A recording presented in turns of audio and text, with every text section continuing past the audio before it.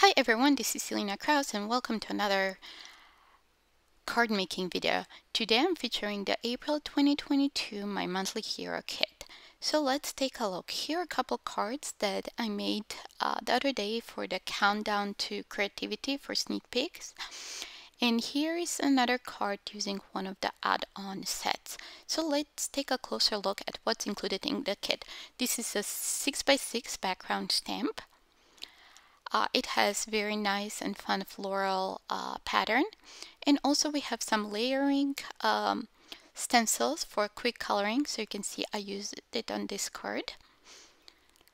Let me pull out a couple more things. This is little 3x4 sentiment stamp set that comes in the kit as well. And we have few coordinating dies. There's the word amazing, there's the word itself, and also there is a shadow. I use it out of vellum on the card that you see here. And there are 3 more coordinating dies that coordinate with 3 of the images on this background stamp, so you can cut them out. So there's the little flower, the bee, and the large rose or peony. So here you can see on this second card I used those dies, and from one background I created 2 cards. So in today's card we're going to use both the background stamp and the dies. So let's take a look at the add-on. This is the Mother's Day vase, the floral mandala, and the mother and father animals.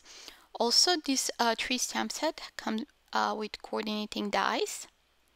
So there are the dies for the mother and father animals. We have coordinating dies for the Mother's Day vase and the floral mandala. Also we have standalone dies, standalone fancy dies. This is shoes and hat fancy dies. We have Mother's Day window.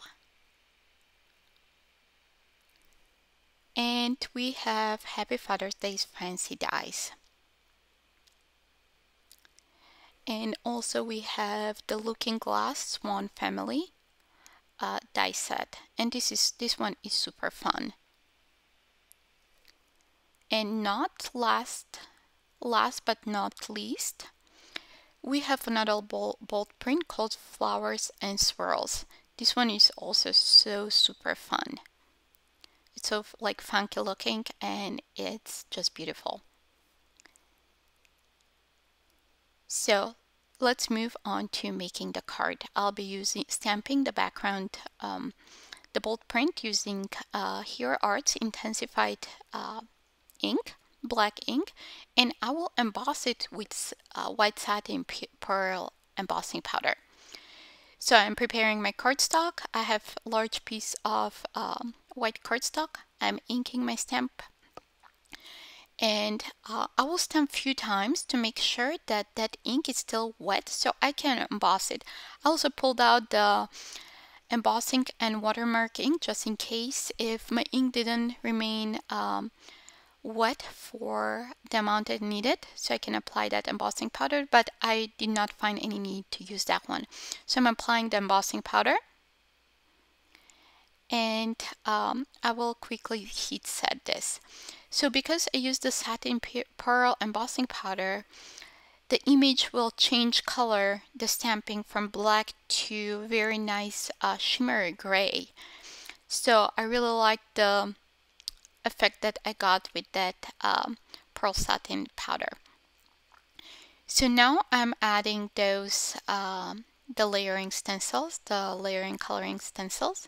So I'm securing it with some repositionable tape, and I will use reactive inks to quickly apply color.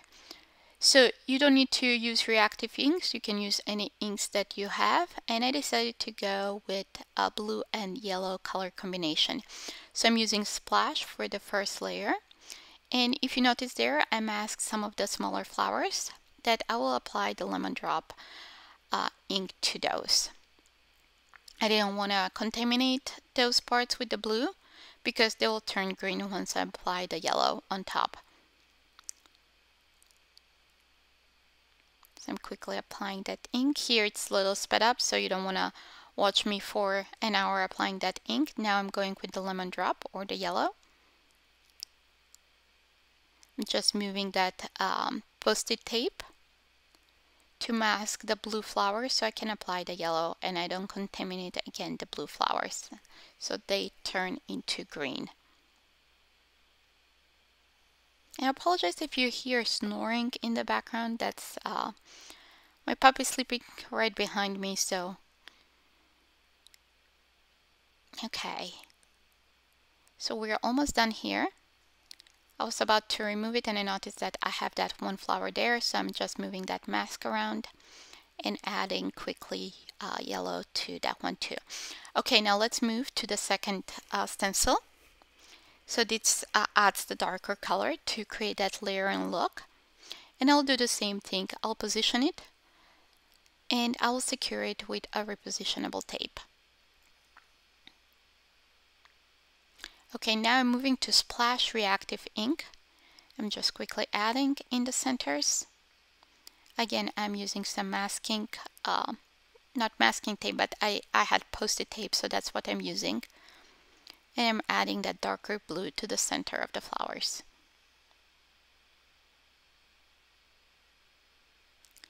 Okay, now let's move around and then now let's do the other flowers that are yellow. I used combination of the lemon drop and Creamsicle. I didn't really want it to be orange, but I wanted to get a darker yellow. So I added a tiny bit of that Creamsicle on top of the yellow. And I'm using the same brush so they nicely blend onto the brush and onto the cardstock. Okay, we're done here. I'm removing that second stencil and I'm going with the last stencil. This is just adds all the greenery, all the leaves. So I will use Key Lime Fizz for this last layer. So there is no masking here. I decided to go with the same color for all the leaves.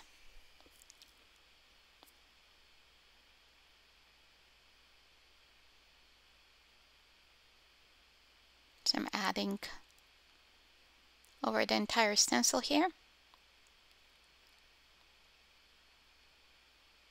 Okay, and our background is done. So I'm using the dies now. I'm securing them again with repositionable tape to cut out some of those images. So I decided to go the B coordinates with a couple of the B's on the background. So I went the one on far left, so we have more leftover usable part of that background. So I die cut those 3 images. Now let's create our card. I have 2 pieces of A2 white cardstock. I'm just making sure that it's exactly A2. And I'm just trimming asymmetrically one of those panels to create kind of edge on the bottom. So now I'm just trimming out the background to 5 3/4 by 5 3/4, I think it came to. So I don't have those white edges around and I can use the background. So I'm now measuring to see which part I want to use. It's about 2 1/4 tall and 4 1/4 inches wide. So it fits nicely for that background. So I'm just positioning the die cut elements and I will add that piece on the stamp piece onto that A2 panel. So when I added the other, like the off the edge panel on the bottom, I noticed that it's kind of blends together with the background with those die cut elements. So I decided to add little black strips around that edge to offset it a little bit, to create a little bit of contrast. Very subtle, but still creates a little bit of contrast. So I cut 2 little strips of pitch black cardstock. I'm just adding it on the back of that panel. So that way, even though it happens that I haven't cut those perfectly thin or perfectly tall, I have even spacing when you look from the top. From the front, not the top. Okay, now we just need to stamp a sentiment and assemble our card. I use the I appreciate you stamp, and I'm stamping using the same Intens-ified black ink. So I think that looks good. Now you can do this using foam tape, but I like to use backing from cardstock. So I have 3 pieces of cardstock that I'm trimming to size to fit nicely in the back. So it creates a nice traced image, and it gives more stability to that card when it goes through the mail comparing to foam tape or craft foam. Okay, I'll add that there, and I think that looks pretty good. I'm adding to the panel now. Okay.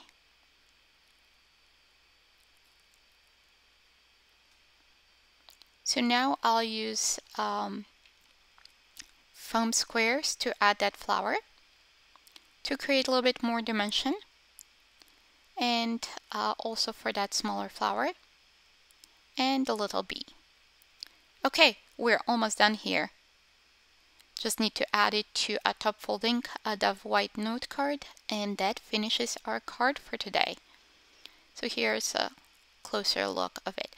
Thank you so much for stopping by and watching this video. Don't forget to check out my blog for more ideas and more inspiration. Thanks for watching. Bye!